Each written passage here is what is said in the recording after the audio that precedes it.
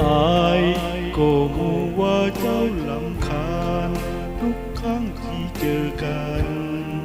เจ้าก็หันหน้าเมินไป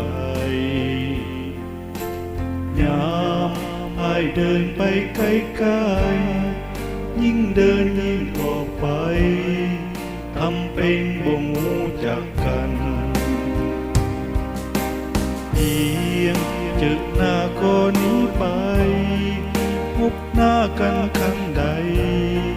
เจ้าบอกว่ายังพออาจเดาอยู่เบื้องหลังเจ้าเหมือนเพื่อทุกอย่างที่ใจเจ้าต้องการต่อไปนี้อายจะเป็นฝ่ายไปจะบ่มาวุ่นวายบ่มาให้อีกไหมฝืนกลับมาอาจฝังใจ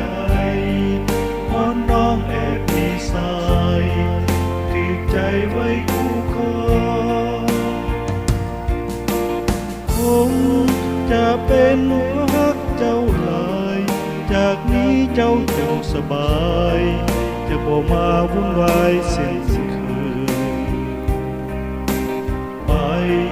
บ่มาเห็นอีกเลยพบกันก็จะเสยหลีกทางให้ตามใจ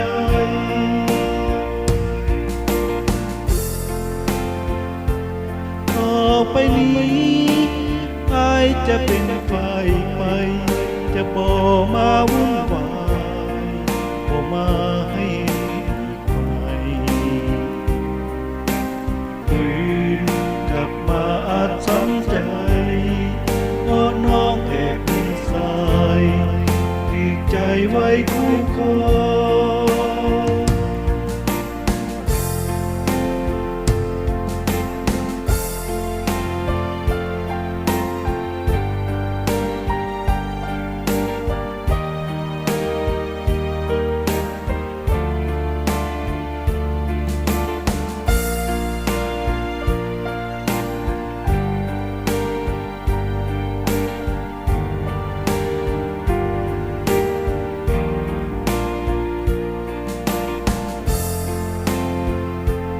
ต่อไปนี้อายจะเป็นฝ่ายไปจะบ่มาวุ่นวายบ่มาให้เห็นอีกไหมฝืนกลับมาอาจช้ำใจเพราะน้องแอบมีสายถือใจไว้คู่ครองคง